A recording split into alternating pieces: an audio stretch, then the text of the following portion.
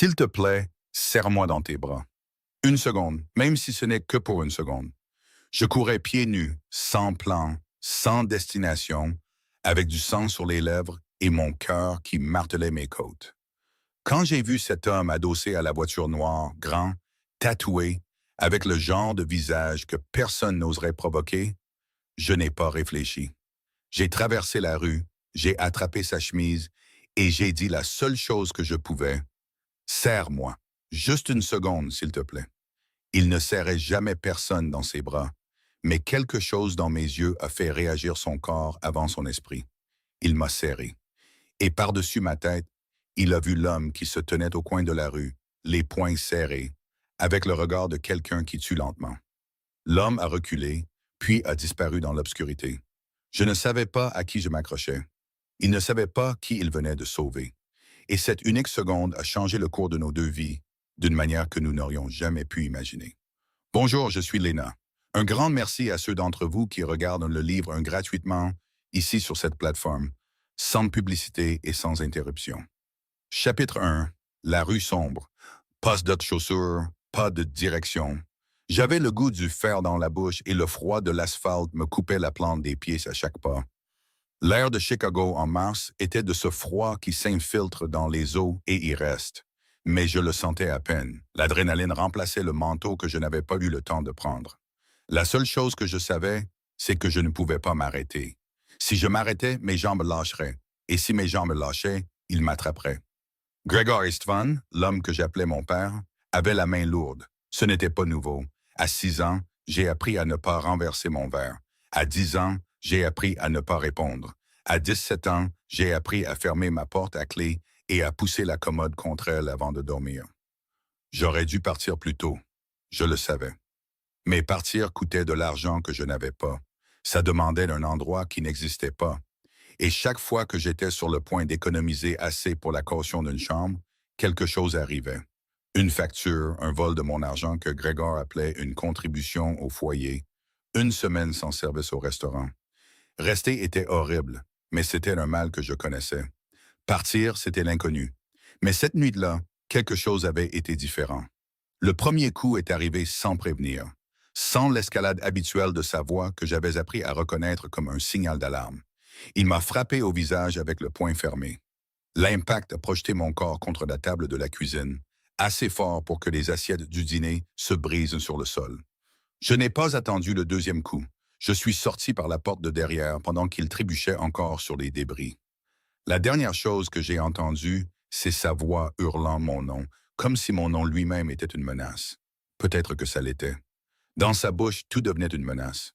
Même des mots qui auraient dû être simples, comme « ma fille » ou « reviens ici ». J'ai descendu l'escalier de secours, les mains tremblant si fort que j'ai failli lâcher la rampe rouillée. Et quand mes pieds nus ont touché l'asphalte de la ruelle, j'ai couru sans me retourner. 3 pâtés de maison, 4. Le quartier que je connaissais par cœur était méconnaissable dans le noir. C'était comme si les rues s'étaient réorganisées juste pour me perdre. Je n'avais pas mon téléphone. Il était sur la table quand le premier coup est parti. Pas d'argent, pas de papier d'identité.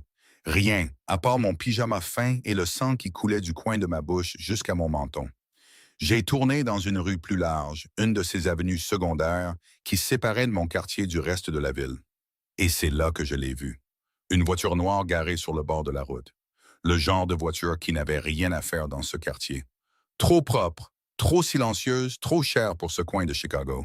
Et adossé contre elle, les bras croisés, avec la posture de quelqu'un qui n'est pas pressé de partir, il y avait un homme. Grand, les épaules larges dans un manteau sombre. Les cheveux noirs coiffés en arrière. Une mâchoire qui semblait conçue pour intimider. Et des tatouages qui montaient le long de son cou, juste en dessous de son oreille. Il parlait au téléphone à voix basse, mais il s'est arrêté au milieu de sa phrase quand il m'a vu apparaître au coin de la rue, pieds nus, en sang, à bout de souffle, avec les yeux d'un animal traqué. Je n'ai pas réfléchi, j'ai traversé la rue, j'ai agrippé sa chemise et j'ai dit « Serre-moi, juste une seconde, s'il te plaît ».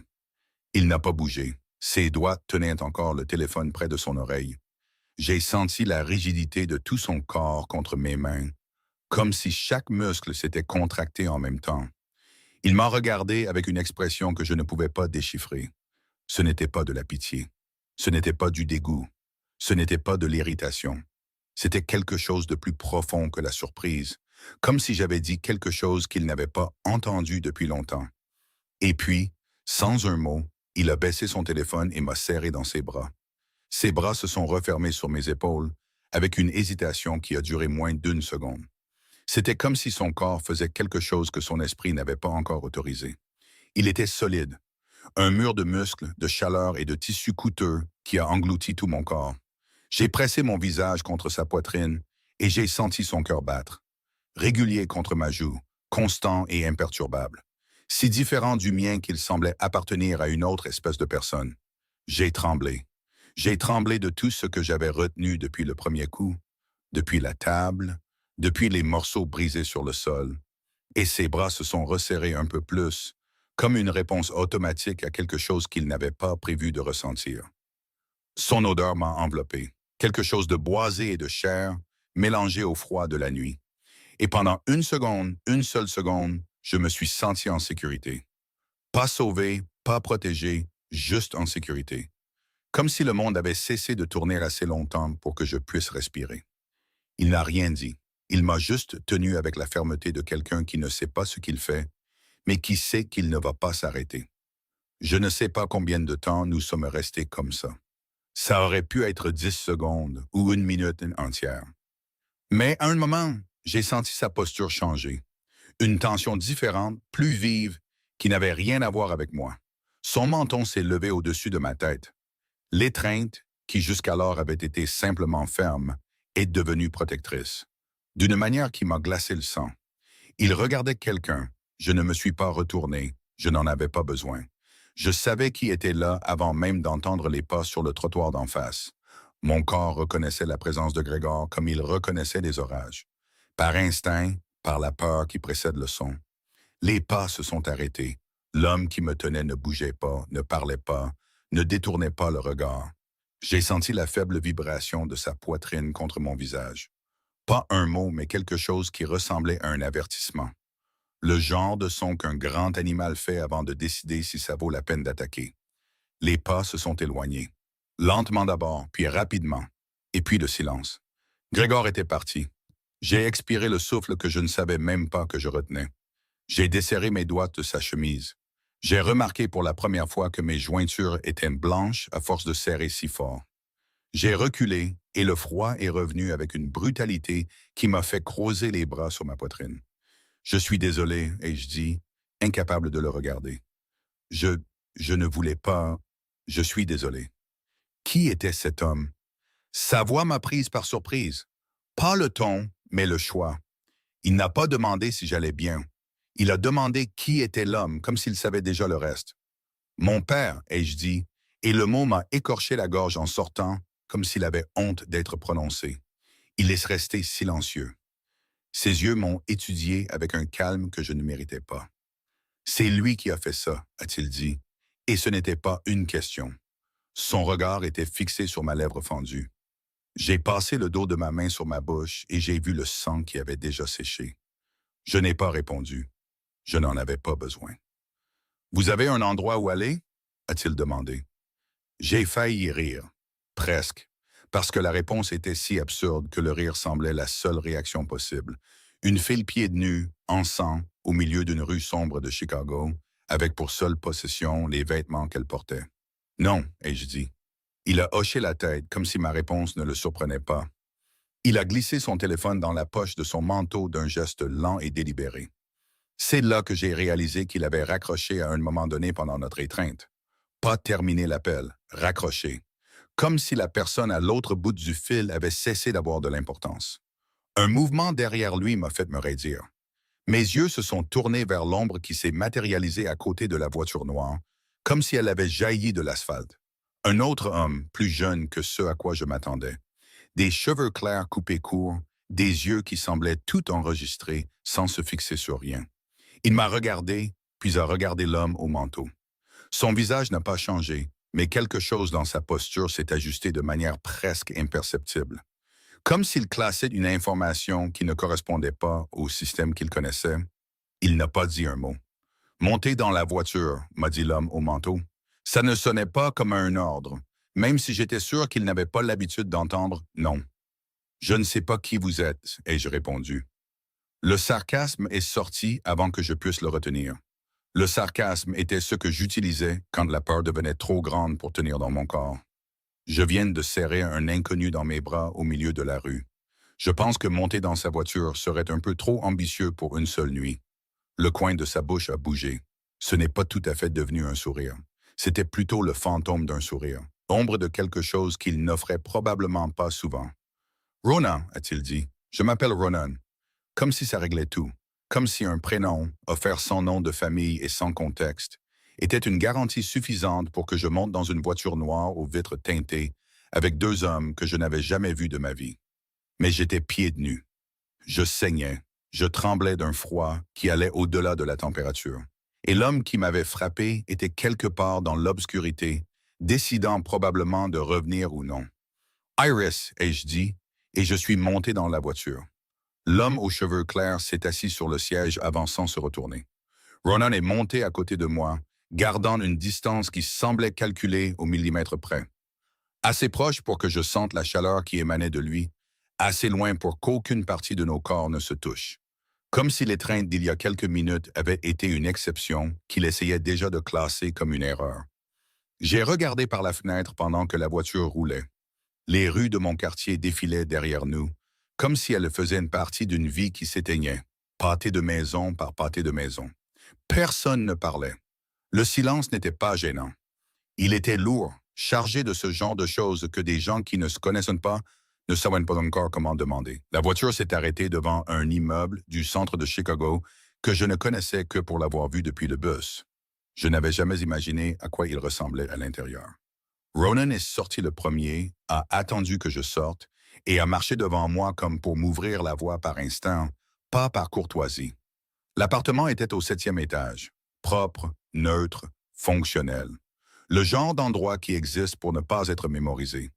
Une fenêtre donnait sur une partie de la ville qui brillait en contrebas, comme si rien de mal n'arrivait jamais dans ces rues. « Vous restez ici ce soir », a dit Ronan. Il se tenait sur le seuil, comme si l'idée de franchir cette porte à mes côtés était quelque chose qu'il devait délibérer. « Tout ce dont vous avez besoin est ici. Nous parlerons demain. » Je voulais demander de quoi. Je voulais demander qui il était, pourquoi il était dans cette rue, pourquoi il m'avait serré, pourquoi il m'avait amené ici, pourquoi mon père avait reculé en le voyant. Mais l'épuisement était une vague qui déferlait déjà, et je n'avais pas la force de nager à contre-courant. « Merci », ai-je dit. C'était insuffisant, et je savais que c'était insuffisant, mais c'était tout ce que j'avais. Il a hoché la tête et il est parti. La porte s'est refermée derrière lui avec un léger déclic. Je suis allé à la salle de bain, je me suis lavé le visage, j'ai regardé la coupure sur ma lèvre dans le miroir, et je suis allé dans la chambre. Le sommeil est venu plus vite que prévu, comme si mon corps avait décidé qu'il était assez en sécurité pour s'éteindre, au moins pour quelques heures, dans un endroit qui appartenait à un homme dont je ne connaissais même pas le nom de famille. De l'autre côté de la porte, dans le couloir silencieux d'un étage qui semblait exister à part du reste de l'immeuble, Ronan Morgan se tenait les mains dans les poches. Il fixait la porte fermée, comme si elle contenait quelque chose qu'il ne savait pas encore comment classer. Cillian Hale, l'homme aux cheveux clairs qui n'avait pas dit un seul mot depuis la rue, s'est approché. « Tu ne serres personne dans tes bras », a dit Cillian. Sa voix avait cette qualité sèche et plate qui transformait chaque phrase en un diagnostic. Ronan ne l'a pas regardé. « Je sais », a-t-il répondu. Il a continué dans le couloir sans se retourner, laissant derrière lui un silence que Cillian a observé. Il avait l'expression de quelqu'un qui venait d'assister à quelque chose qui ne devrait pas exister et qui méritait donc d'être surveillé de près. Chapitre 2. Le monstre attentionné. Je me suis réveillé sans savoir où j'étais. Le matelas était trop moelleux, le silence trop pur, et l'odeur n'était pas celle de la moisissure et des cigarettes bon marché que je connaissais. Puis je me suis souvenu et me souvenir faisait mal. Je me suis assise dans le lit et mon corps a protesté. Mes pieds me brûlaient, mon visage me lançait, et il y avait encore du sang séché sous mes ongles, de quand j'avais attrapé sa chemise. L'appartement était silencieux, un silence organisé sans les couches de bruit que je connaissais. Pas de télévision hurlant à plein volume, Pas de pas lourd dans le couloir, pas de tintement de bouteille contre un verre qui signifiait que Grégor avait commencé à boire avant le midi. Je me suis levé, je suis allé à la salle de bain et je me suis regardé dans le miroir avec le courage réticent de quelqu'un qui sait qu'il n'aimera pas ce qu'il va trouver. La coupure sur ma lèvre avait enflé et formait une croûte sombre. Ma pommette gauche était violette, l'œil légèrement gonflé. Assez pour le cacher si personne ne regardait de près, et assez pour dire toute la vérité si quelqu'un le faisait. Je me suis lavé le visage avec soin, utilisant l'eau chaude comme si c'était un luxe. Et dans cet appartement, avec cette pression constante et cette température précise, peut-être que ça l'était. Puis je suis retourné dans la chambre, je me suis assise sur le bord du lit et j'ai fixé la porte. Je pouvais partir. Personne ne m'avait enfermé. Ronan avait dit « Nous parlerons demain » et c'était une phrase, pas une sentence. Je me suis levé, j'ai tourné la poignée. Elle a cédé sans résistance, et puis j'ai vu Cillian. L'homme aux cheveux clairs était adossé au mur d'en face avec l'aisance de quelqu'un qui vivait dans cette position, les bras croisés, le visage arborant la même expression absolument neutre que la veille. Il m'a regardé comme si j'étais un événement prévu à l'ordre du jour. Pas de surprise, pas de hâte, rien que je puisse utiliser pour deviner ce qu'il pensait. « Bonjour », a-t-il dit, et sa voix avait la même sécheresse que la veille, comme si chaque mot était pesé sur une balance avant d'être offert. « Ronan a demandé que vous attendiez. Il sera là d'ici 1 heure. » « Et si je ne veux pas attendre ?» ai-je demandé, appuyant mon épaule contre le cadre de la porte avec une désinvolture que je ne ressentais pas du tout. Cillian m'a regardé 1 seconde de plus que nécessaire, et le coin de sa bouche a eu un mouvement si subtil que ça aurait pu être un tic, ou le début de quelque chose qui, chez une autre personne, serait un sourire. « Les portes sont ouvertes, a-t-il répondu, mais je vous suggère des chaussures. » J'ai regardé mes pieds nus et coupés, et j'ai réalisé qu'il avait raison, et que le sarcasme est un outil nettement moins efficace quand on est littéralement incapable de marcher jusqu'au coin de la rue.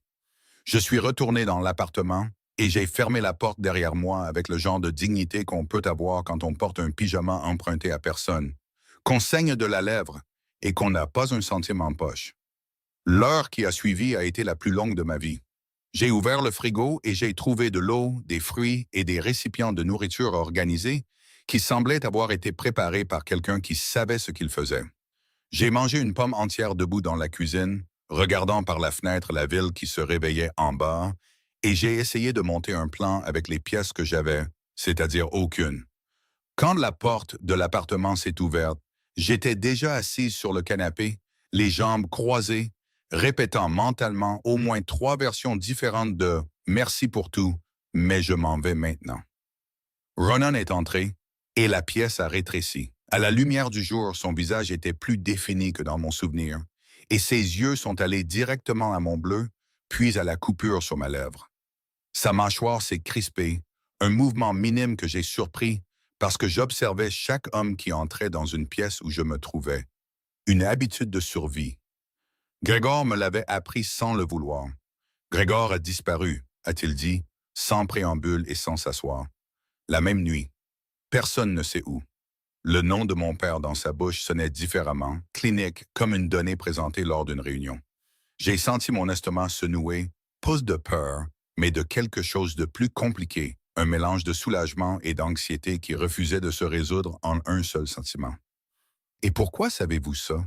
ai-je demandé, parce que la question était là, évidente, et je n'étais pas du genre à faire semblant de ne pas voir l'évidence juste parce que c'est plus confortable. Ronan m'a regardé avec ce calme que je commençais à reconnaître comme sa version de l'expression. Pas l'absence d'émotion, mais le contrôle absolu de celle-ci. « Parce que je sais qui il est, a-t-il répondu, et vu ce qu'il vous a fait, vous avez besoin de protection jusqu'à ce que la situation soit résolue. » Protection, ai-je répété, et le mot sonnait étrange dans ma bouche, comme des vêtements qui ne vont pas. Et quel est le prix? Aucun. Personne n'offre de protection sans un prix, ai-je dit. J'ai grandi avec un homme qui facturait chaque assiette de nourriture avec un coup de poing. Pardonnez-moi si je ne crois pas à la générosité spontanée.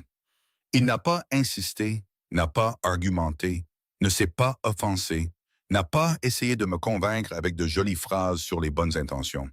Il m'a juste regardé 1 seconde de plus que nécessaire et a dit Vous n'avez pas à croire. Vous devez juste être en sécurité. Et il s'est détourné pour répondre au téléphone qui avait commencé à vibrer dans sa poche, me laissant seul avec cette phrase et aucune idée de quoi en faire. J'ai appelé Soraya depuis le téléphone fixe de l'appartement, un appareil que je ne savais même plus exister dans le monde, et je lui ai demandé d'apporter des vêtements parce que je n'avais rien d'autre que le pyjama que je portais quand j'ai fui. J'ai expliqué le strict minimum. Dispute avec Gregor, fuite, un homme qui m'a aidé, un appartement temporaire. Soraya a tout écouté en silence, ce qui était déjà un événement rare, puis a dit « Envoyez-moi l'adresse ». Quand Soraya Nasri est entrée dans l'appartement 40 minutes plus tard, portant une valise qui semblait avoir été faite à la hâte avec ce qu'elle avait trouvé en premier dans son propre placard, elle s'est arrêtée au milieu du salon et regardé autour d'elle la bouche bée, puis a regardé Cillian, qui se tenait près de la porte avec la même expression que toujours. « Iris », a-t-elle dit en se tournant vers moi avec de grands yeux, « tu as été kidnappée ou tu as gagné au loto? Parce que j'ai besoin de savoir si je dois appeler la police ou demander à rester. » Cillian, sans bouger un seul muscle de son visage, a répondu, « Les deux options sont mauvaises. »« Il parle », a-t-elle dit, en montrant Cillian du doigt comme si elle rapportait un phénomène scientifique. « Iris, la statue parle. »« J'entends aussi », a ajouté Cillian, et il a quitté la pièce avec la même discrétion avec laquelle il était entré, laissant Soraya avec un demi-sourire qu'elle a essayé, sans succès, de transformer en indifférence. Soraya m'a serré dans ses bras dès que nous avons été seuls, et c'était le genre de câlin qu'elle donnait, serré, long, avec une main sur ma nuque et l'autre sur mon dos. Pas de questions et pas de hâte de lâcher prise. Quand elle s'est écartée, elle a regardé mon visage avec une expression qui s'est durcie d'une manière que je voyais rarement chez elle. « Gregor ?» a-t-elle demandé, et ce n'était pas vraiment une question. J'ai hoché la tête. « Je vais tuer cet homme », a-t-elle dit, avec la même facilité qu'elle utilisait pour parler d'échanger des services au restaurant. « Je pense que quelqu'un s'en occupe déjà », ai-je répondu, et le poids de mes propres mots m'a prise par surprise parce que je ne savais pas si je faisais une blague ou si je décrivais quelque chose que je croyais sincèrement. Soraya est restée une heure de plus, m'a aidé à me changer, a nettoyé les coupures sur mes pieds avec la trousse de premier secours qu'elle a trouvée sous le lavabo de la salle de bain, et n'est partie que lorsque j'ai promis que j'appellerais si j'avais besoin de quoi que ce soit. Une promesse que nous savions toutes les deux que j'aurais du mal à tenir parce que demander de l'aide était la chose que je faisais le moins bien au monde. En fin d'après-midi, Ronan est revenu. Il est entré dans l'appartement avec la même économie de mouvement qu'auparavant, comme si chaque pas était planifié pour ne gaspiller aucune énergie. J'étais dans la cuisine en train de boire de l'eau et il s'est arrêté de l'autre côté du comptoir, comme si la distance était un protocole qu'il suivait sans réfléchir. « Merci », ai-je dit, et les mots sont sortis avant que j'aie le temps de les répéter. « Pour ce que vous avez fait hier soir, pour l'étreinte, je sais que ça semble peu de choses, mais... » J'ai arrêté de parler parce que son visage a fait quelque chose que je n'attendais pas. C'était quelque chose de brut, comme si la gratitude était une langue qu'il ne parlait pas et qu'il la décodait en temps réel. Il a détourné le regard une fraction de seconde et sa main droite a bougé à son côté dans un geste qui semblait involontaire, comme s'il cherchait sa poche ou le mur ou n'importe quoi pour s'ancrer. « Vous n'avez pas besoin de me remercier », a-t-il dit, et sa voix est sortie plus basse qu'il ne l'avait probablement prévu. « Je sais que je n'ai pas besoin », ai-je répondu, mais je le voulais. Le silence qui s'est installé entre nous n'était pas vide. J'ai soutenu son regard parce que c'était la seule chose que je pouvais offrir à ce moment-là. La preuve que je n'avais pas peur de lui. Même quand j'aurais peut-être dû. Son téléphone a sonné et le moment s'est brisé comme du verre. Ronan a répondu sans s'excuser, sans demander la permission, et j'ai regardé son visage changer alors qu'il écoutait ce qu'on lui disait à l'autre bout.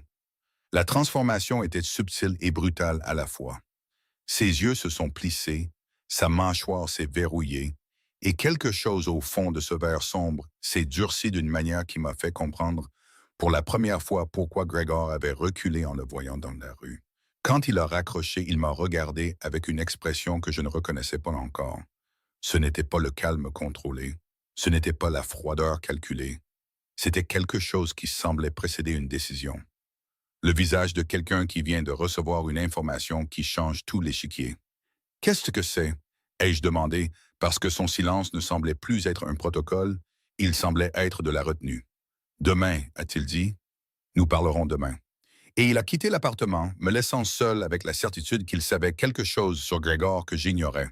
Quelque chose qui avait fait que cet homme, celui que le monde entier semblait craindre, me regarde comme si j'étais une pièce dans un jeu qui venait de devenir beaucoup plus dangereux. Chapitre 3. Le nom du Père. Je n'ai pas dormi cette nuit-là. Je suis resté allongé dans le noir, essayant de rassembler ce que je savais, ce qui était très peu et rien ne collait. Pas de téléphone, pas d'argent, pas de maison, dépendant d'un homme qui suscitait en moi un malaise que je ne pouvais pas classer comme de la peur ou autre chose. Le lendemain matin, Ronan n'est pas venu seul. À côté de lui, entrant dans l'appartement, avec l'élégance contenue de quelqu'un qui mesure chaque pas comme s'il s'agissait d'une déclaration, se trouvait un homme que je n'avais jamais vu. Début de la cinquantaine, costume gris foncé, yeux bleu pâle avec la température d'une salle d'interrogatoire. Il portait une maillette en cuir et m'a évalué d'un regard rapide et clinique. Iris, a dit Ronan, s'arrêtant au centre de la pièce, avec cette posture qui transformait n'importe quel espace en son territoire. Voici Declan Byrne. C'est un avocat et un conseiller de ma famille. Famille, le mot est resté suspendu dans l'air entre nous, et je l'ai retourné dans ma tête en serrant la main que Declan me tendait. Ferme, sèche, durant exactement le temps de quelqu'un qui a appris à calculer même les gestes de courtoisie. Mademoiselle Istvan, a dit Declan, Ronan m'a informé de votre situation. Je suis désolé pour les circonstances. J'ai hoché la tête et j'ai regardé Ronan, qui se tenait près de la fenêtre avec la lumière de Chicago dans son dos, attendant l'explication qu'il me devait depuis la veille. Asseyez-vous, a-t-il dit, et ce n'était pas exactement d'un ordre, mais ce n'était pas non plus une invitation. Je me suis assise sur le canapé. Ronan est resté debout. Declan a pris le fauteuil en face de moi avec l'aisance de quelqu'un habitué à annoncer de mauvaises nouvelles dans des cadres confortables. Ce que je vais vous dire, a commencé Ronan, les yeux fixés sur les miens, avec une attention qui rendait l'air entre nous plus épais, n'est pas facile à entendre, mais vous devez savoir. J'ai survécu 24 ans avec Grégor Istvan, ai-je répondu, croisant les bras sur ma poitrine dans un geste qui était plus un bouclier qu'une posture. Allez-y. Il a hoché la tête une fois, comme si ma réponse avait confirmé quelque chose qu'il attendait déjà. Votre père est un soldat de la famille Zakharov, a-t-il dit. La Bratva russe qui opère dans l'East Side de Chicago. Un homme de main de bas rang, mais actif. Il est lié à des opérations de contrôle, de recouvrement et d'intimidation. Les mots sont entrés dans mon corps lentement, comme de l'eau glacée remplissant un espace que je ne savais pas vide. J'ai entendu chaque mot, compris leur signification individuelle, mais l'ensemble refusait de se transformer en quelque chose qui ait du sens. Car l'image que j'avais de Grégor, violent, oui, lâche, oui, cruel d'une manière que je portais sur mon corps comme des cicatrices, n'avait jamais inclus le mot mafia. Dans mon esprit, il était pathétique et dangereux à la fois. Mais l'échelle de son danger avait toujours été limitée au périmètre des murs où j'ai grandi. Et maintenant, Ronan me disait que ce périmètre était beaucoup plus grand que je ne l'avais imaginé. Bratva, ai-je répété, et le mot avait un goût étrange dans ma bouche, comme s'il appartenait à une langue que je comprenais mais que je n'avais jamais parlé. Mon père travaille pour la mafia russe. Travaille, a confirmé Ronan, et il y avait quelque chose dans son ton qui me disait que ce n'était pas la partie difficile de la conversation. Sa disparition n'était pas une coïncidence, Iris. Il a vu qui je suis cette nuit-là et a décidé qu'il était plus sûr de disparaître que de rester. « Et qui êtes-vous » ai-je demandé, parce que la question était là depuis le tout premier moment et j'en avais assez de tourner autour comme si c'était un piège. Ronan m'a regardé pendant une seconde entière sans rien dire. Et dans cette seconde, j'ai vu quelque chose que je ne m'attendais pas à trouver dans ses yeux. Pas de l'hésitation, quelque chose qui ressemblait à de la prévenance, comme s'il choisissait l'angle sous lequel la réponse m'atteindrait. « Je suis le chef de la famille Morrigan, a-t-il dit. L'organisation qui contrôle le West Side de Chicago, et les Zakharov sont nos rivaux. » La pièce n'a pas changé. La lumière continuait d'entrer par la fenêtre, l'horloge au mur continuait de marquer les secondes. Declan est resté assis avec la maillette en cuir sur ses genoux et l'expression de quelqu'un qui regarde une conversation dont il a déjà prédit l'issue. Mais quelque chose à l'intérieur de moi a bougé, comme un meuble qu'on traîne dans une pièce sombre. Le son était interne, étouffé et irréversible. J'étais la fille d'un soldat de la mafia russe et j'étais assise dans l'appartement du chef de la mafia irlandaise, protégée par lui. Serrée par lui, en fait, moins de 48 heures auparavant, dans une rue sombre où il n'avait aucune obligation de s'arrêter. Donc je suis la fille de l'ennemi, et je dis, et ma voix est sortie plus stable que je ne me sentais. Car s'il y avait une chose que 24 ans de Gregor m'avaient apprise, c'était de tenir mon ton quand le sol se dérobait. Ronan n'a pas détourné le regard. Vous êtes la fille d'un homme qui vous a battu jusqu'au sang et qui a ensuite fui quand il a vu quelqu'un de plus fort dans la rue, a-t-il répondu. Et il y avait une pointe de quelque chose dans sa voix qui n'était pas de la colère. C'était du mépris, froid et précis, dirigé vers Gregor avec l'efficacité d'une lame. Ce qu'il fait ou pour qui il travaille ne change pas qui vous êtes. Je voulais dire quelque chose de tranchant, quelque chose qui prouverait que je n'étais pas ébranlé, mais je savais comment gérer les coups et les cris. Je ne savais pas comment gérer la découverte que la violence à l'intérieur de ma maison était la pointe de quelque chose de beaucoup plus grand. J'ai besoin d'une minute, et je dis. Ronan a hoché la tête. Lui et Declan ont quitté l'appartement sans un autre mot, et la discrétion de cette sortie, sans phrase réconfortante, sans question, sans la gêne de quelqu'un qui ne sait pas quoi dire, a été la première chose que Ronan Morgan a faite pour moi que j'ai vraiment comprise. Il m'a donné de l'espace sans me demander d'être forte, sans me traiter comme si j'étais fragile. Il est simplement parti et m'a laissé ressentir ce que j'avais besoin de ressentir. J'ai pleuré pendant peut-être 10 minutes, assise sur le canapé, les coudes sur les genoux, le visage dans les mains, et les larmes sont venues avec la force de quelqu'un qui s'est retenu trop longtemps. Je n'ai pas pleuré pour Gregor. J'avais arrêté de pleurer pour lui des années auparavant. J'ai pleuré parce que l'histoire était pire que ce que je savais, et parce qu'à chaque fois que je pensais avoir touché le fond, quelqu'un me montrait qu'il y avait un autre étage en dessous. Puis je me suis arrêté, je me suis lavé le visage et je suis sorti de l'appartement pour trouver Cillian dans le couloir. Même endroit, même position, comme si le monde autour de lui pouvait s'effondrer et qu'il serait toujours là, appuyé contre le mur, les bras croisés, avec l'expression de quelqu'un qui a déjà tout vu au moins 2 fois. « Où est-il » ai-je demandé. « À l'étage » a répondu Cillian. « Vous voulez que j'aille le chercher ?»« Non, je vais aller le voir. » Cillian m'a regardé avec une expression qui a duré moins d'1 seconde, mais je l'ai surprise. Quelque chose entre la surprise et l'approbation, comme si j'avais fait quelque chose que la plupart des gens dans ma position ne faisaient pas. Aller voir Ronan au lieu d'attendre qu'il vienne. L'étage supérieur était différent, plus grand, plus sombre, avec des fenêtres donnant sur un autre angle de la ville et une longue table où Declan était assis, organisant des documents. Ronan était près de la fenêtre, téléphone à la main, et quand il m'a vu entrer, quelque chose dans sa posture s'est ajusté. Elle ne s'est pas détendue, car je doutais que cet homme se détende en aucune circonstance, mais elle s'est recalibrée, comme si ma présence nécessitait un réglage différent. J'ai des questions, et je dis, m'arrêtant à une distance assez proche pour parler et assez loin pour que je me sente en contrôle de quelque chose. « Je sais », a-t-il répondu. « Est-ce qu'il va revenir » ai-je demandé. « Gregor, est-ce qu'il va essayer de me trouver » Ronan a échangé un regard rapide avec Declan, le genre de regard que 2 personnes qui se connaissent depuis des décennies utilisent pour communiquer une conversation entière en une demi-seconde, puis a tourné ses yeux vers moi. « Pas tant que vous serez ici », a-t-il dit. « C'est une promesse ou une évaluation stratégique ?» Le coin de sa bouche a bougé. « Les deux », a-t-il répondu. « J'aurais dû partir à ce moment-là. J'aurais dû le remercier pour la protection, demander de l'argent pour un taxi et trouver un autre endroit où rester. Chez Soraya, un refuge, n'importe où qui ne soit pas le territoire de l'homme qui dirigeait la mafia rivale de celle de mon père. Mais je ne suis pas parti, et ce n'était pas parce que je n'avais pas d'option.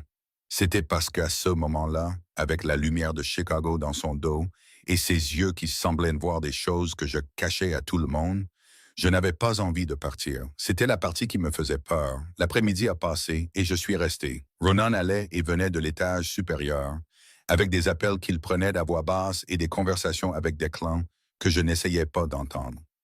Non pas que je n'étais pas curieuse, mais je savais que la curiosité était un luxe dangereux dans cet environnement. Mais entre un appel et le suivant, entre une sortie et un retour, il y avait des moments où nous étions tous les deux dans le même espace, et dans ces moments, l'air changeait. Je l'ai d'abord remarqué dans les regards. Il me regardait quand il pensait que je ne faisais pas attention. Des regards rapides qui allaient de mon visage à mes mains, puis à la coupure sur ma lèvre, comme s'il cataloguait chaque blessure et classait chacune sur une liste qu'il avait l'intention de faire payer à quelqu'un. Et quand je le regardais en retour, il ne détournait pas les yeux, mais quelque chose au fond de ses yeux se contractait, comme si soutenir mon regard demandait un effort qu'il n'avait pas l'habitude de faire. Puis je l'ai remarqué dans les gestes. Le pas qu'il faisait sur le côté quand je passais trop près. La porte qu'il ouvrait avant que je l'atteigne et qu'il lâchait ensuite trop vite, comme si le geste s'était échappé sans permission. De petits reculs qui en disaient plus que n'importe quelle phrase. Tard dans la nuit, j'étais dans la cuisine de mon étage, bien réveillé et peu disposé à prétendre que je pouvais dormir. Je faisais chauffer de l'eau pour un thé que je ne voulais pas, mais qui me donnait quelque chose à faire de mes mains. L'appartement était silencieux, ce silence propre et vaste que je n'avais toujours pas appris à habiter sans me sentir mal à l'aise. Puis j'ai entendu les pas. Ronan est apparu dans l'embrasure de la cuisine comme s'il avait été conjuré par le silence. Pas d'avertissement, pas de son. Il s'est simplement matérialisé là, avec l'aisance de quelqu'un qui appartient à l'endroit où il décide d'être. Sans le manteau et sans le pull, il semblait à la fois moins imposant et plus réel. Le tatouage sur son cou continuait sur son bras gauche en un trèfle complexe, sombre, sur une peau pâle. Nous étions à moins d'un pas l'un de l'autre. La cuisine n'était pas petite, mais à ce moment-là, elle semblait avoir rétréci autour de nous, comme si les murs avaient décidé de chasser l'air pour ne laisser que la chaleur et l'espace étroit entre son corps et le mien. Il a regardé mon visage, la coupure sur ma lèvre, qui guérissait déjà mais marquait encore la peau comme une ligne sombre qui insistait pour raconter une histoire que je voulais oublier. Puis il a regardé dans mes yeux et l'intensité de ce regard m'a fait retenir mon souffle. Pas par peur, mais par quelque chose qui venait d'un endroit plus profond que la peur. Un endroit où le corps répond avant l'esprit et où la raison arrive trop tard pour expliquer ce qui se passe déjà. Il a levé la main. J'ai regardé sa main se lever lentement, avec une délibération qui n'était pas de l'hésitation. C'était du contrôle, le genre de contrôle d'un homme qui calcule chaque geste, parce qu'il a appris que les gestes irréfléchis ont des conséquences. Elle s'est déplacée vers mon visage. Ses doigts se sont arrêtés à moins d'1 centimètre de ma joue, si près que je pouvais sentir la chaleur de sa peau sans le contact, comme une promesse qui refusait d'être tenue. Et puis il a baissé la main. Plus personne ne te fera jamais de mal, a-t-il dit, et sa voix est sortie si basse que j'ai dû arrêter de respirer pour l'entendre, comme si les mots étaient faits pour le minuscule espace entre nous et personne d'autre. Vous faites des promesses dangereuses à quelqu'un que vous venez de rencontrer, ai-je répondu, et le demi-sourire nerveux qui accompagnait les mots était ma façon de gérer le fait que mon cœur battait trop vite et que mes mains picotaient de l'envie de faire ce qu'il n'avait pas fait, combler ce centimètre de distance qui séparait sa main de mon visage. Il n'a pas souri, mais ses yeux ont changé. Quelque chose dans le verre sombre s'est adouci, comme une porte qui s'ouvre d'1 centimètre, assez pour laisser entrer un filet de lumière, mais pas assez pour voir ce qu'il y a de l'autre côté.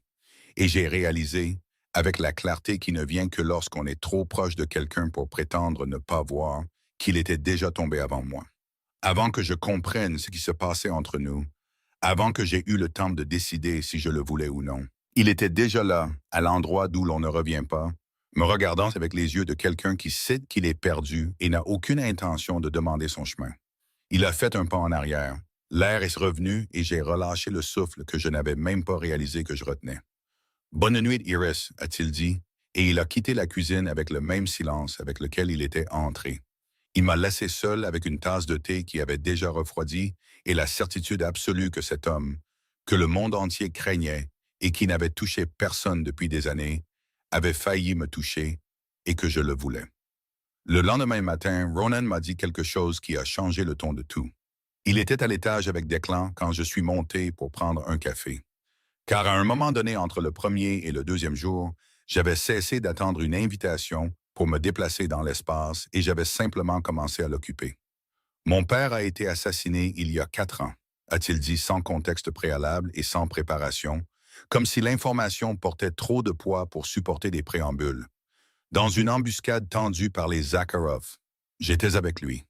Je me suis arrêté avec la tasse à mi-chemin entre la table et ma bouche et je l'ai regardé.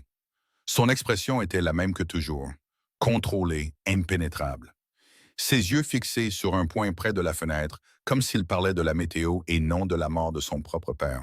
Mais ses mains, posées sur la table, étaient tendues, ses jointures légèrement blanches, une fissure infime dans son sang-froid que je n'ai remarqué que parce que je la cherchais. Je lui tenais la main, a poursuivi Ronan, et sa voix n'a pas tremblé, mais elle a baissé d'une demi-note, comme si les mots étaient tirés d'un endroit qu'il gardait verrouillé et n'ouvrait que lorsqu'il n'avait pas le choix. J'ai senti le moment exact où sa prise s'est relâchée. Je n'ai rien dit, parce que tout ce que j'aurais dit aurait été trop petit pour la taille de la chose. Et je savais par ma propre expérience, par des années de mots qui n'aidaient pas et de phrases qui ne guérissaient pas, que parfois la chose la plus respectueuse que l'on puisse offrir à quelqu'un qui saigne à l'intérieur est le silence de quelqu'un qui comprend que la blessure existe et n'essaie pas de la refermer avec des mots. Depuis, a-t-il dit en me regardant enfin, je ne touche personne. La phrase est tombée entre nous comme une pierre dans un lac, et les ondulations se sont propagées dans toutes les directions. J'ai tout de suite compris. L'étreinte dans la rue, l'hésitation, la main qui s'est retirée, la distance avec tout et tout le monde. Ce n'était pas de la froideur, c'était du deuil, si profond qu'il était devenu une armure, et l'armure était devenue la personne qu'il montrait au monde. Et moi, une étrangère en sang dans une rue sombre, je lui avais fait briser cette règle sans avertissement et sans permission. Mais vous m'avez tenu, ai-je dit, et ce n'était ni une accusation ni une question, c'était de la reconnaissance de quelque chose que nous savions tous les deux et que ni l'un ni l'autre n'avait dit à voix haute jusqu'à présent. Je sais, a-t-il répondu, et dans sa voix, il y avait quelque chose qui ressemblait à sa version de l'étonnement. Contenu, contrôlé, mais réel, comme s'il n'avait toujours pas trouvé d'explication à ce que son propre corps avait décidé cette nuit-là. Declan s'est raclé la gorge à l'autre bout de la table avec la discrétion d'un homme qui a été témoin de trop de choses dans sa vie pour être surpris, mais pas assez pour ne pas signaler quand une conversation entrait sur un territoire hors de sa juridiction. Ronan s'est ressaisi, non pas brusquement, mais avec la fluidité de quelqu'un qui remet son armure avec l'habitude de le faire tous les jours et a changé de sujet avec la même efficacité qu'il utilisait pour changer de langue dans une négociation. En fin d'après-midi, Soraya est revenue me voir. Je l'ai entendue arriver avant de la voir, car Soraya avait le genre de présence qui s'annonce par le bruit. Talons sur le sol, sac qui heurte sa cuisse, voix qui commence déjà une phrase dans le couloir avant d'entrer dans la pièce. Elle s'est arrêtée devant Cillian à son poste habituel dans le couloir. « Tu vis dans ce couloir où tu es une statue de cire ?» a-t-elle demandé. « Les statues ne lèvent pas les yeux au ciel » a-t-il répondu. « Bien, » a dit Soraya en souriant. « Au moins, maintenant je sais que tu es humain. » Elle est entrée dans l'appartement en riant encore et j'ai ri avec elle. Pour la première fois depuis des jours, le genre de rire qui vient du soulagement et non de la joie, mais qui guérit tout de même. Nous avons ri de l'absurdité de la situation, du couloir gardé, de ma vie qui s'était transformée en une histoire que ni l'une ni l'autre ne reconnaissait. Et pendant quelques minutes, le poids de tout ce que j'avais appris ce jour-là s'est allégé. Dans le couloir, des pas se sont approchés. Ronan passait en montant à l'étage et s'est arrêté une seconde. Pas assez longtemps pour regarder à l'intérieur de l'appartement, mais assez longtemps pour entendre mon rire résonner dans le couloir silencieux. Il n'a rien dit. Il n'est pas entré. Il a continué à marcher, mais Cillian, il a été une Cillian qui ne manquait rien, a vu Ronan ralentir son pas au son et il a classé l'information avec la précision silencieuse de quelqu'un qui savait qu'à un moment donné, cela aurait de l'importance. Cette même nuit, alors que j'étais déjà couché, essayant de convaincre mon cerveau de s'éteindre, Ronan a reçu une information qui a changé la température de tout. Je ne l'ai pas su à ce moment-là. Je l'ai su plus tard, par les bords, par la façon dont l'air à l'étage supérieur s'est épaissi le lendemain matin et par les appels que Declan prenait derrière des portes closes. Gregor Istvan n'était pas seulement un soldat des Zakharov. Il vendait des informations de sa propre organisation à des tiers. Il trahissait la Bratva qui l'employait, échangeant les secrets des Zakharov dans le dos de son propre patron. Mon père n'était pas seulement violent et lâche, il était un traître au sein d'une organisation qui punissait la trahison par la mort. Et cela, comme j'allais bientôt le découvrir, changeait absolument tout. Chapitre 4. Le jeu d'échecs. Quelque chose a changé chez Ronan après l'information sur Grégor. Dans ses yeux, il y avait la concentration de quelqu'un qui voit 10 coups à l'avance et qui décide lequel utiliser. Je n'étais pas invité aux réunions, mais le matin du troisième jour, je suis monté à l'étage sans prévenir et je me suis arrêté à la porte. Ils étaient tous les trois réunis pour la première fois. Ronan en bout de table, Declan à droite avec un dossier ouvert, Cillian à gauche les bras croisés. L'image avait le poids de quelque chose qui fonctionnait depuis des années sans avoir besoin d'explication. Quand il m'a vu à la porte, son regard s'est levé lentement et j'ai senti son attention se poser sur moi avec ce poids qui m'était déjà familier, le genre de présence qui n'a pas besoin de mots pour se faire sentir. Je veux savoir ce qui se passe, et je dis, et ma voix est sortie stable parce que j'avais répété la phrase dans le couloir et décidé que je n'allais pas la formuler comme une demande. Ira, a commencé Declan avec le ton mesuré de quelqu'un qui pèse les objections comme des dosages. Il y a des détails que, à ce stade, il serait plus prudent de... Elle reste, a coupé Ronan sans me quitter des yeux. Declan a regardé Ronan avec une expression qui, chez tout autre homme, aurait été de la surprise, mais qui chez lui ne s'est manifestée que par une pause, le recalibrage de quelqu'un qui n'est pas d'accord mais qui comprend la hiérarchie. Cillian n'a pas bougé un muscle.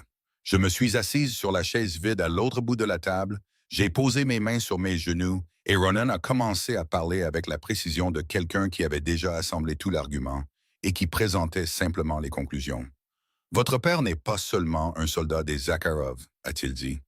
Grégor vend des informations de la Bratva à des tiers, des itinéraires de transport, des noms de contact, des détails opérationnels. Il trahit l'organisation qu'il emploie et il le fait depuis au moins 2 ans. L'information s'est mise en place dans mon cerveau avec un claquement sourd. Les téléphones prépayés, l'argent sans logique, la nervosité que j'avais prise pour de l'alcoolisme. Tout prenait sens maintenant, et ce sens était pire que ce que j'avais imaginé. Et qu'allez-vous faire de ça? Ai-je demandé. Parce que je connaissais déjà assez bien Ronan pour savoir qu'il ne me l'aurait pas dit s'il n'avait pas de plan. Il m'a regardé 1 seconde avant de répondre, et dans 7 secondes, j'ai vu le stratège. Pas l'homme qui m'a tenu dans la rue, pas l'homme qui a failli toucher mon visage dans la cuisine, mais le chef qui dirigeait toute une organisation et qui regardait chaque information comme un outil. Je vais le livrer, a-t-il dit. Pas à la police, à Zakharov. Le nom a atterri sur la table comme un poids. Viktor Zakharov, le chef de la Bratva russe, le rival de Ronan, l'homme dont j'entendais le nom dans cet appartement aussi souvent que le son des appels téléphoniques et le bruissement des documents de Declan. Si Zakharov découvre que Grégor a trahi sa propre organisation, a poursuivi Ronan, sa voix portant la cadence de quelqu'un qui explique un coût qu'il a déjà calculé jusqu'au dernier résultat. Il s'occupe lui-même du problème. Grégor perd la protection de la Bratva, perd sa position, perd tout. Et ce n'est pas une attaque, c'est une offrande. Je livre une vérité que Zakharov a besoin d'entendre. Et en retour, ai-je demandé. En retour, une alliance, a répondu Declan, reprenant la partie de la conversation qui était la sienne avec la fluidité d'un homme qui négociait depuis des décennies. Pas de l'amitié, pas de la confiance, mais un cessez-le-feu qui profite aux 2 parties et ne coûte à Ronan qu'une information qu'il possède déjà. J'ai regardé Ronan. Il m'a regardé en retour, et entre son regard et le mien, sans qu'un seul mot ne soit prononcé, quelque chose est passé que j'ai senti à la base de ma colonne vertébrale. La compréhension qu'il ne faisait pas ça pour le territoire, ni pour le pouvoir, ni pour l'avantage stratégique que Declan décrivait avec la froideur d'un rapport. Il le faisait pour moi, et cette compréhension est venue avec une autre, plus dangereuse. Il savait que je savais. Je ne suis pas une pièce sur votre échiquier, ai-je dit, parce que j'avais besoin de le dire.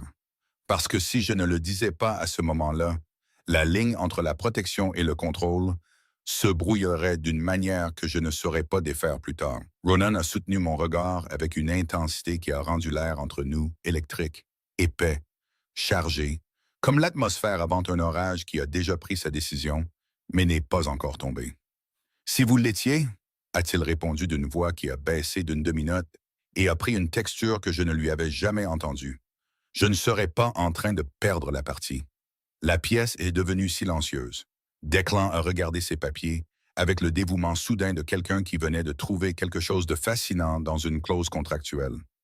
Cillian est resté immobile, mais le coin de sa bouche a eu un spasme si bref que ça aurait pu être de l'imagination.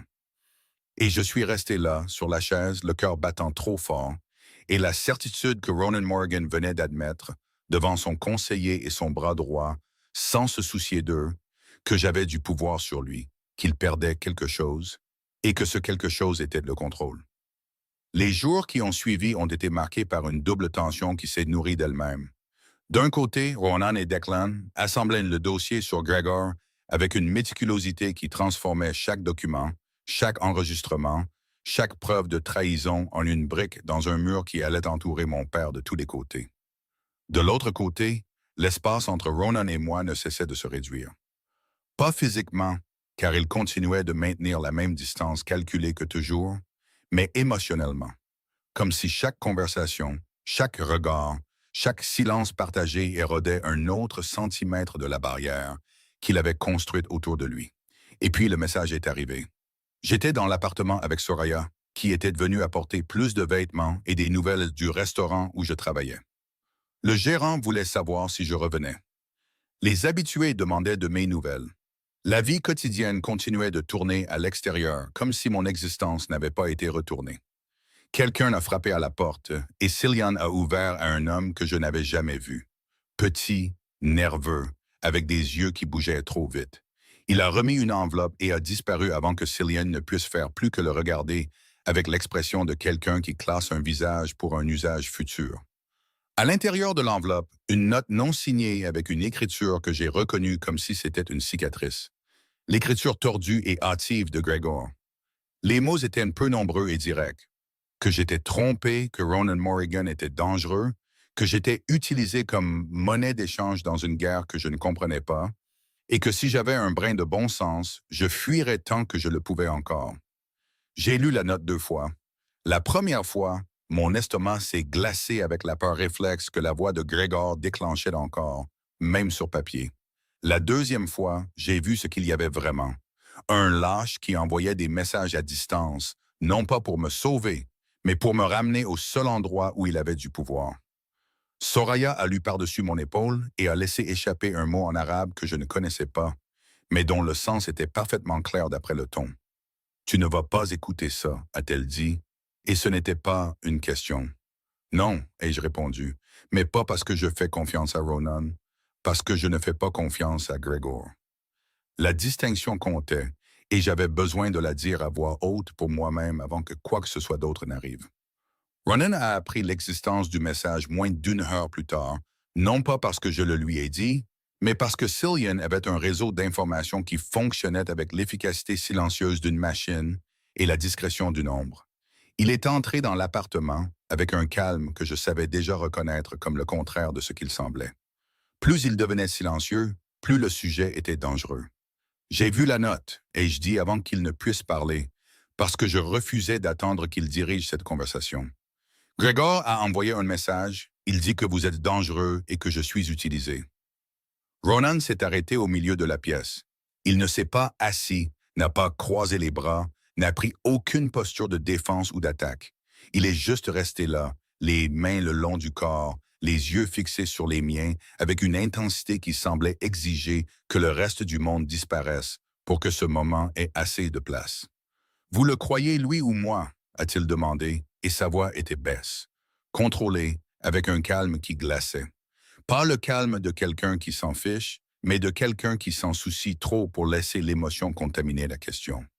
Je l'ai regardé, j'ai regardé dans ses yeux verts foncés qui m'avaient observé ces derniers jours avec une attention que je n'avais jamais reçue de personne. Pas de la surveillance, pas du désir, pas du calcul, mais quelque chose qui ressemblait à de la prévenance.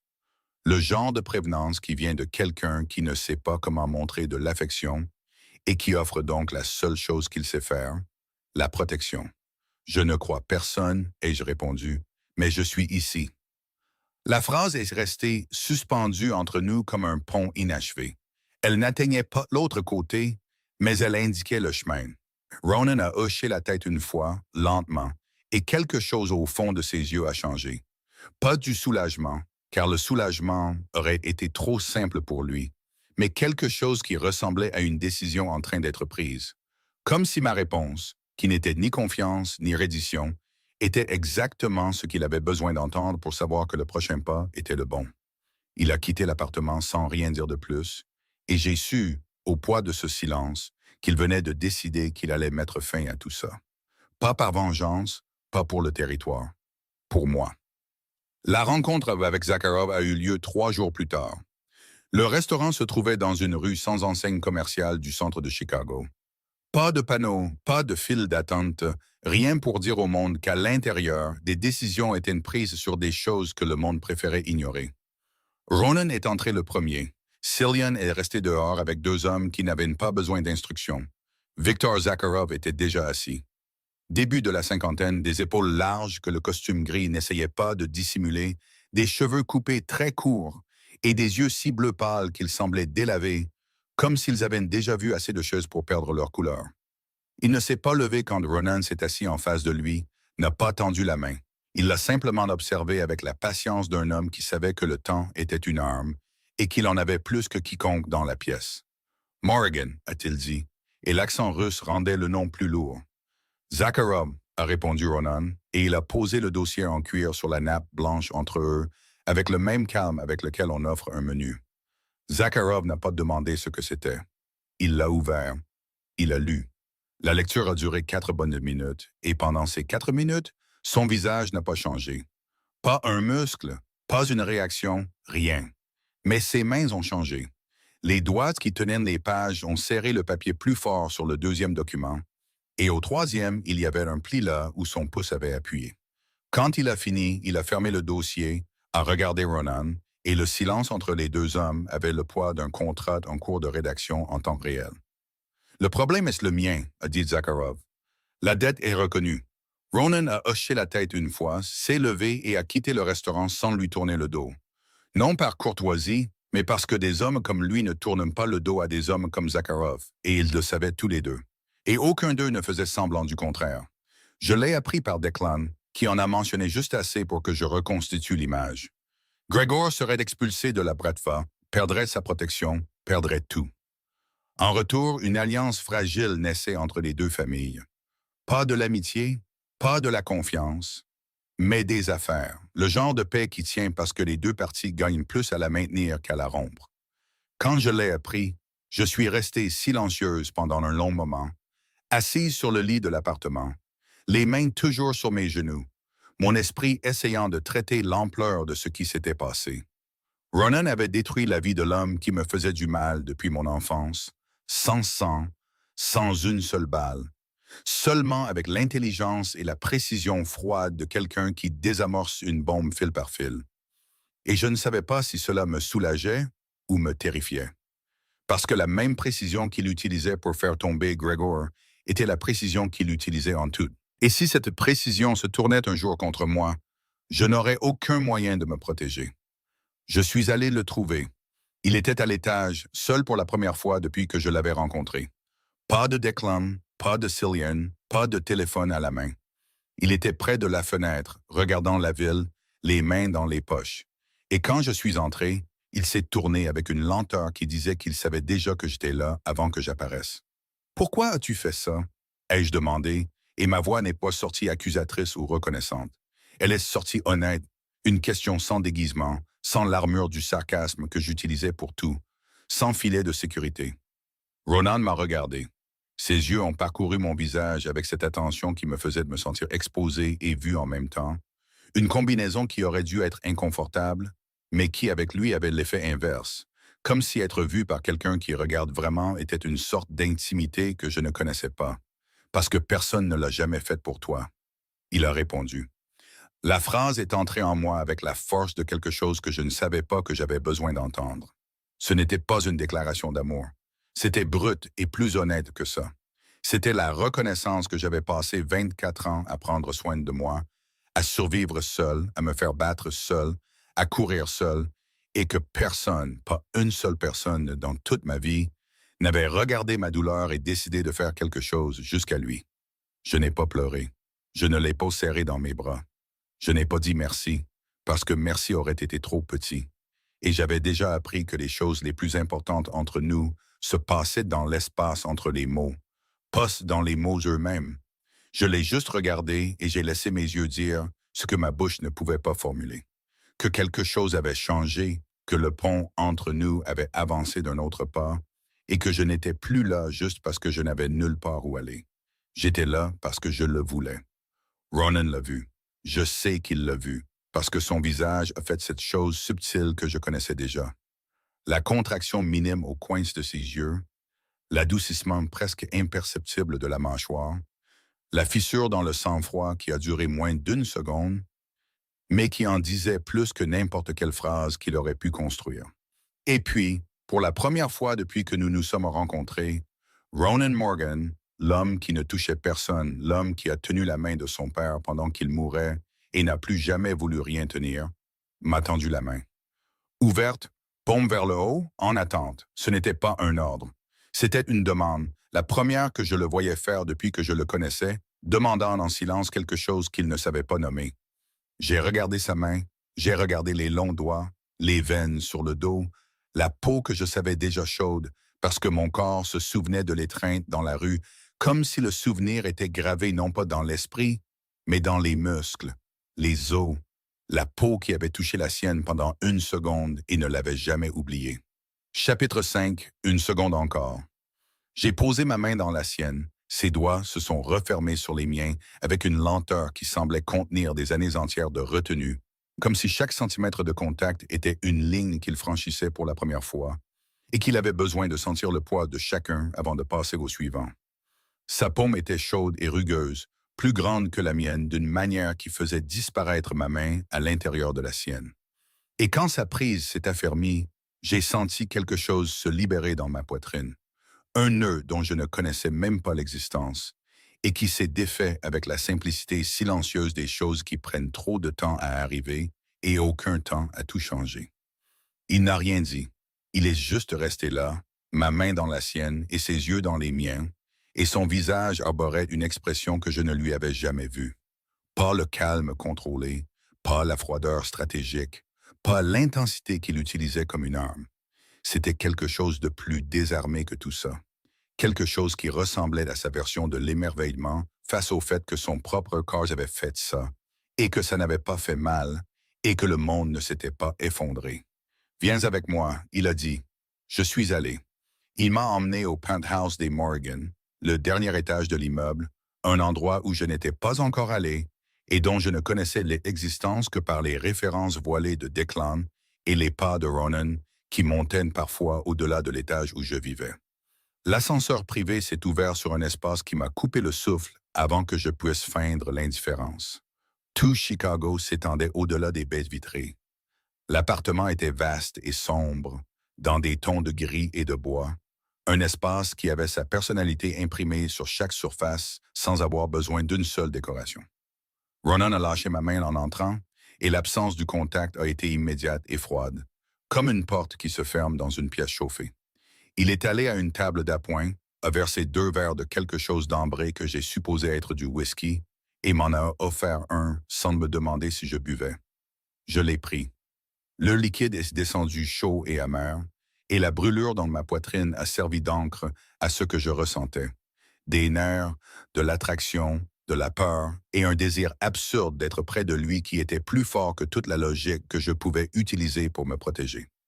Nous nous sommes assis près de la fenêtre, pas sur le canapé, sur le sol, le dos contre la vitre froide, et la ville qui brillait derrière nous comme si c'était un public qui regardait quelque chose que seuls nous deux savions se produire. La position n'était pas planifiée.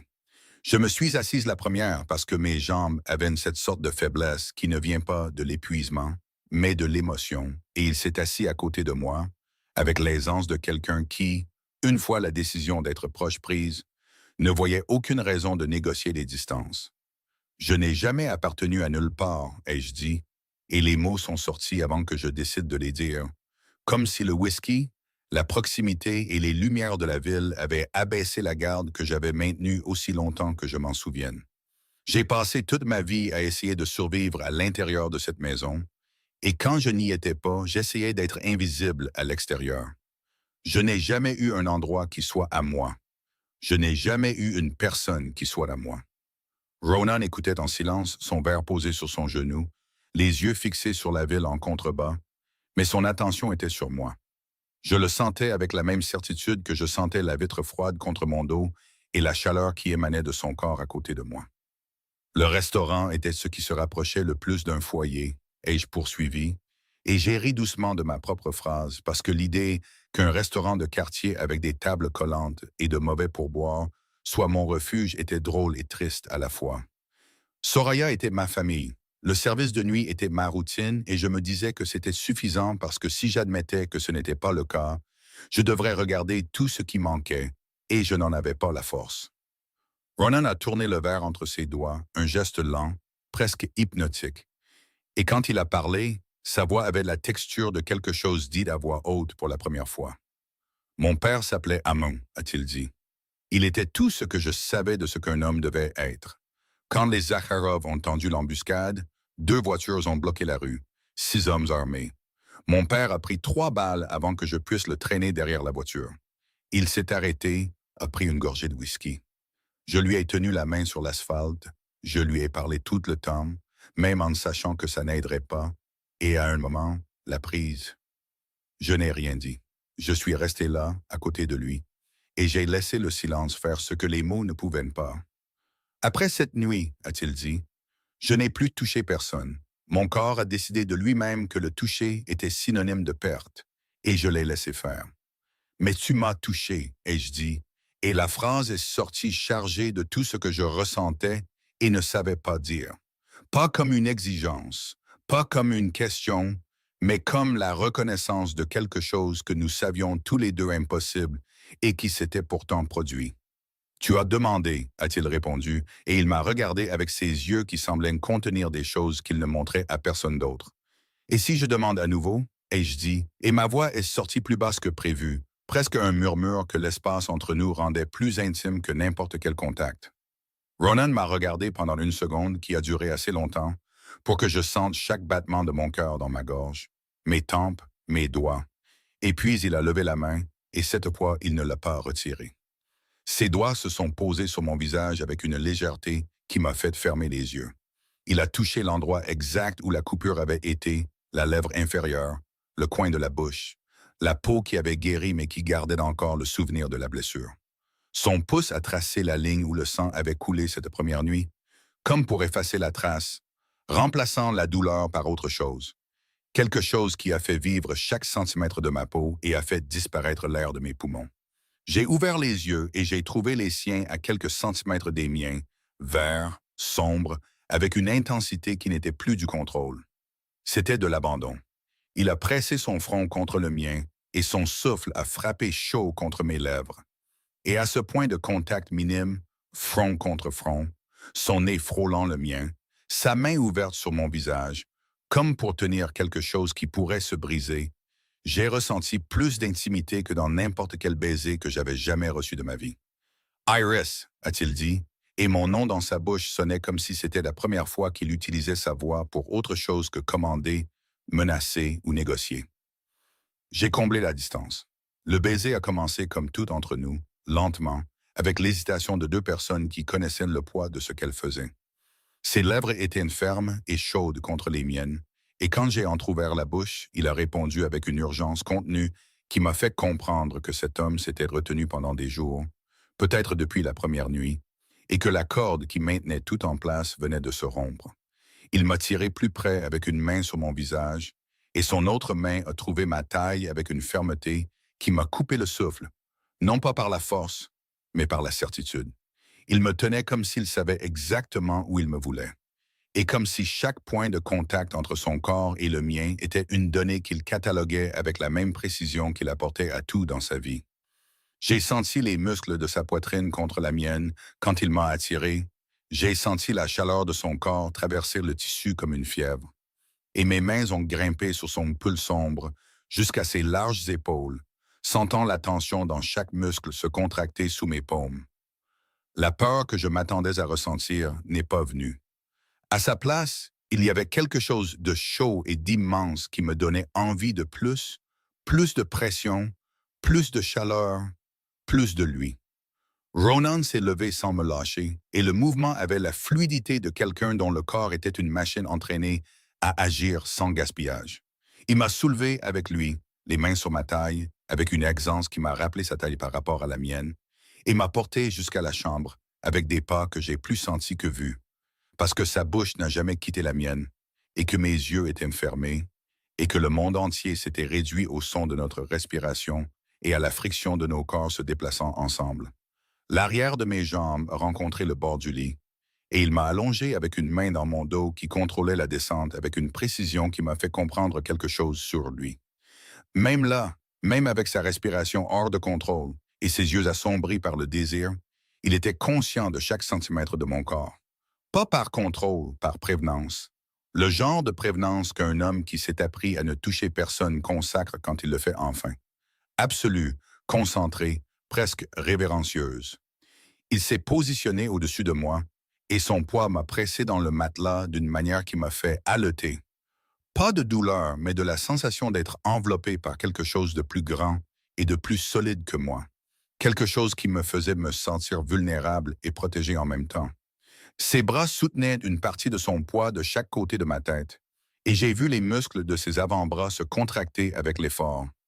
Les veines apparaissant sous la peau, le tatouage du trèfle noir s'étirant avec le mouvement. « Je ne vais pas te faire de mal », a-t-il dit, et sa voix est sortie rauque avec une texture qui m'a fait serrer les doigts sur ses épaules. « Je ne te ferai jamais de mal. » « Je sais, ai-je répondu, et c'était vrai. Et la vérité de cette phrase était la chose la plus terrifiante et la plus libératrice que j'ai jamais dite. Il a enlevé ma chemise avec les deux mains, et ses doigts sont descendus le long de mon corps avec une lenteur délibérée qui a fait s'illuminer chaque centimètre de ma peau comme si elle était touchée pour la première fois. Et d'une certaine manière, c'était le cas, car aucun contact que j'avais jamais reçu dans ma vie ne ressemblait à celui-ci. Sa bouche a descendu le long de mon cou, et j'ai senti ses lèvres chaudes et fermes contre la courbe entre mon épaule et mon oreille. Son souffle lourd contre ma peau et le son bas qu'il a fait quand j'ai arqué mon corps contre le sien a effacé le moindre fil de pensée rationnelle qu'il me restait. Les vêtements sont tombés comme des barrières qui n'avaient plus de sens. Les siens, les miens, chaque couche enlevée avec une urgence qui grandissait à chaque seconde et qui transformait les gestes calculés du début en quelque chose de plus instinctif, de plus brut, de plus honnête. Quand il n'y a plus rien eu entre nous, je l'ai regardé, vraiment regardé, avec la liberté de quelqu'un qui a décidé qu'elle n'allait pas détourner les yeux. Et ce que j'ai vu m'a coupé le souffle. Une fine cicatrice traversait le côté gauche de sa poitrine, et les yeux qui me regardaient en retour contenaient une intensité qui n'était pas seulement du désir. C'était de la révérence. Il est entré en moi lentement, avec une profondeur mesurée qui m'a fait agripper les draps avec les deux mains et retenir mon souffle comme si mes poumons ne pouvaient pas contenir l'air en même temps que tout le reste. La sensation était de plénitude, pas seulement physique, mais la plénitude d'un espace qui avait été vide trop longtemps et qui était rempli par quelqu'un qui savait exactement comment l'occuper. « Regarde-moi », a-t-il dit, et sa voix était un grognement bas qui a vibré contre ma peau alors qu'il inclinait son visage près du mien. J'ai regardé, et ce que j'ai trouvé dans ses yeux m'a plus défaite que n'importe quel mouvement de son corps. Il était au bord de quelque chose qui n'avait pas de nom, avec ses défenses à terre, et sa vulnérabilité exposée au fond de ses yeux verts foncés. Et j'ai compris que ce moment était aussi nouveau pour lui que pour moi, qu'il se touchait autant qu'il me touchait, que la main qui avait tenu la mienne dans le salon avait été son premier contact volontaire en 4 ans, et que tout ce qui suivait était un territoire inexploré pour un homme qui avait transformé la solitude en un système. Le rythme s'est accéléré, ses mouvements sont devenus plus courts et plus profonds, chacun frappant un point qui faisait se contracter mon corps et fracturait mes pensées en morceaux de plus en plus petits. J'ai senti la sueur sur sa peau sous mes mains, la chaleur de sa poitrine contre la mienne, le son de nos corps se rencontrant dans un rythme qui montait comme une vague, sans intention de se retirer. Mes jambes se sont refermées autour de sa taille, le tirant plus près, plus profondément, et il a répondu par un son bas contre mon cou qui était à moitié contrôle et à moitié abandon. « Iris », a-t-il dit à nouveau, et cette fois mon nom n'était pas une phrase, c'était une confession. J'ai craqué la première.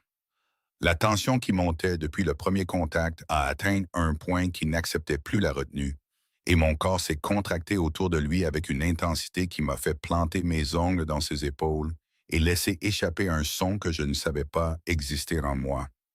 Il a suivi quelques secondes plus tard, le visage enfoui dans mon cou et son corps rigide dans une dernière poussée profonde. Et le son qu'il a fait, bas, contenu, brisé, était le son d'un homme s'autorisant à ressentir quelque chose pour la première fois depuis des années, et le sentiment était trop grand pour tenir dans le contrôle qu'il maintenait sur tout le reste. Nous sommes restés comme ça pendant un temps que je n'ai pas mesuré. Lui en moi, est lourd et chaud, sa respiration ralentissant contre ma peau, ses doigts lâches dans mes cheveux. Un geste si petit et si impossible venant de lui qu'il m'a piqué les yeux d'une émotion que j'ai refusé d'appeler des larmes. Quand il s'est allongé à côté de moi, nous sommes restés silencieux. La ville brillait de l'autre côté de la fenêtre, comme si rien n'avait changé, et j'ai posé ma tête sur sa poitrine et j'ai écouté le cœur qui battait encore vite contre mon oreille, ralentissant progressivement jusqu'à trouver un rythme stable et constant, et qui sonnait à ce moment-là comme la chose la plus sûre au monde. Ses doigts dans mes cheveux ont continué, un mouvement lent qu'il ne remarquait probablement même pas. Son corps prenant soin de moi sans savoir qu'il prenait soin. J'ai choisi de rester, ai-je dit doucement contre sa poitrine.